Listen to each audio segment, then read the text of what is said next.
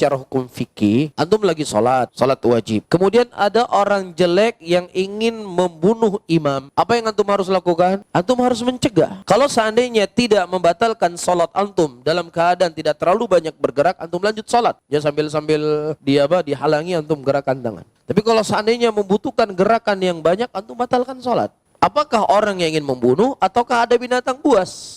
Ada kalajengking misalnya ke imam, waduh gimana nih imamnya? Dibatalkan sholatnya. Menyelamatkan nyawa seseorang itu penting. Pada waktu itu ada seorang sahabat Rasulullah SAW. Ketika ada Mu'ad bin Jabal menyolati salat isya. Karena sholatnya terlalu panjang, akhirnya dia keluar dari sholat. Kemudian dia mengadu kepada Rasulullah SAW perihal siapa? Panjangnya imam pada waktu itu.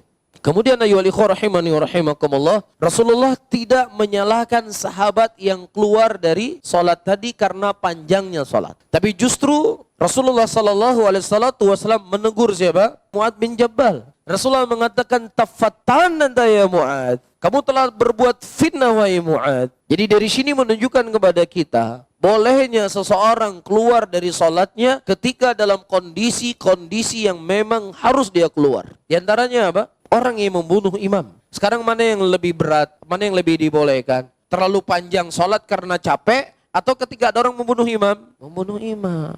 Jadi kalau misalnya terjadi gempa yang sangat kencang, kita khawatirkan ini masjid akan roboh, kita sedang sholat, lanjut sholat atau keluar sholat? Keluar sholat. Karena menjaga apa? Menjaga nyawa. Kalau seandainya orang tadi tidak boleh, dia keluar dari sholatnya akan ditegur oleh Nabi. Ente maunya sabar sedikit sampai selesai. Enggak ditegur oleh Rasul. Ketika tidak ditegur oleh Rasul berarti apa? Rasul mendiamkan. Ketika Rasul mendiamkan ini namanya apa? Sunnah takriri. Begitu juga misalnya ada ibu-ibu sholat, kemudian dilihat anaknya di atas ranjang tempat tidur. Mau jatuh ke bawah. Ya Allah yang jaga nanti itu.